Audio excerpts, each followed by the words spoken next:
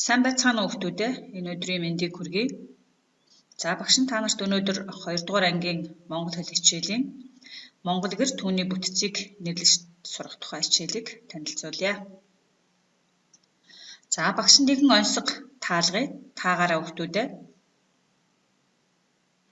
Хүнхэр цагаан заан хүнээр дүүрэн. Тэр юу вэ хүүхдүүд ээ? За гэр.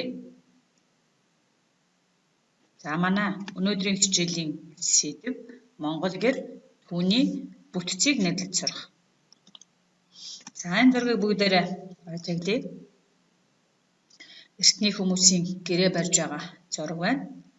За багш нь Монгол гэрийн үүсэл хөгжлийн талаар товч мэдээлэл өгье. За дэлхийн уран барилга, орон сууцны хөгжилд монголчуудын оруулсан нэг онцлог чухал хувь нэмэр бол Монгол гэр юм. За хүмүүс анх нар салхи цас борооноос бие хамгаалж, ур цавахыг мод өвсөөр барьж хоргоддог байжээ.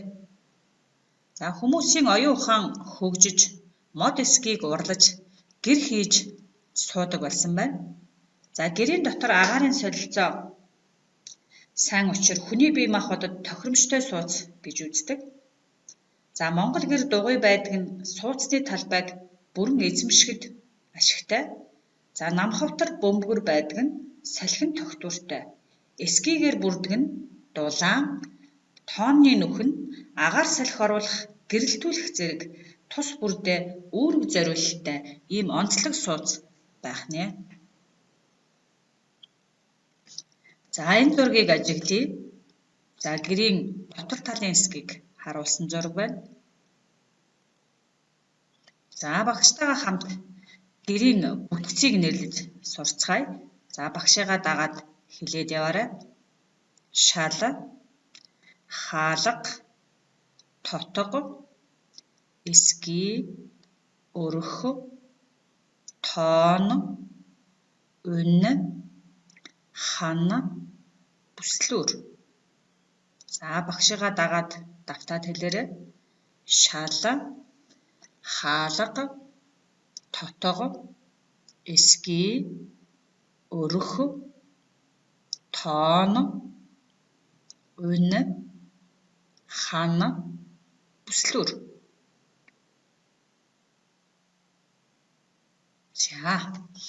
За бүгдээрээ багштайгаа хамтраад онцготааж за гэрийн бүтцээ нэрлэе. За эвээр нийлж их зүйлийг даадаг. За тэр юу вэ хүүхдүүд ээ? Зургийг ажиглаарай. За шал байх нь байна. За нээвэл зам, хаавал хашлага. За зургийг ажиглаарай. Хаалга. За хаалгыг хэлдэг байх нь байна. За дэлгэхэд дээврийн чинээ, хамхихад ханцын чинээ. За тэр юу вэ хүүхдүүд ээ? Зургийг ажиглаарай. За гэрийн ханыг хэлдэг байх нь байна. За дараагийн онцлог данд өвгнийг 77 хүүтэй нь дажгүй өргөдөг дархан 2 аврага. За гэрийн 2 багныг хэлдэг байх нь байна.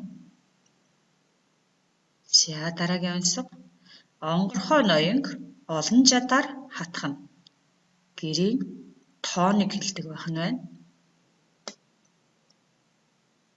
За дараагийн онцлог за зургийг ажиглаарай.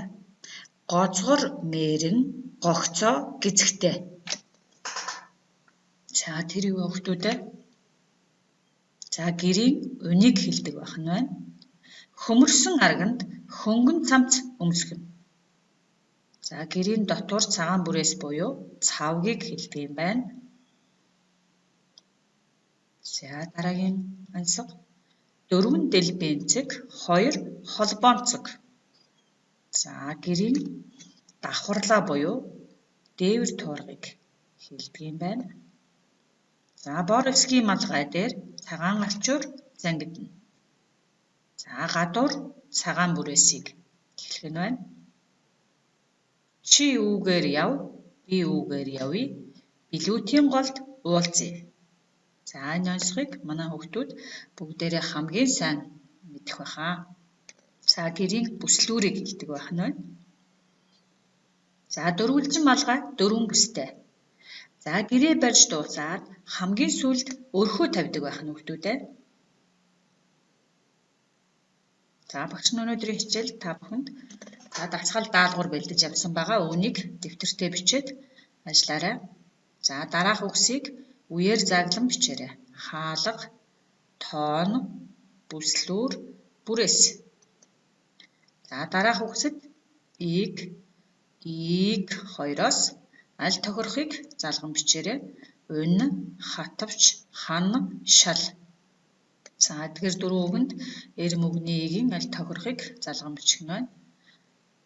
За өнөөдрийн хичээлийн даалгавар. За гэрийн ерөөлийг бичээд цээжлэх. Гэр юу юунаас бүтдэг вэ? Гэрийн бүтцийг алдаагүй бичиж сураарай. За баярлалаа. Баяртай хүүхдүүдээ.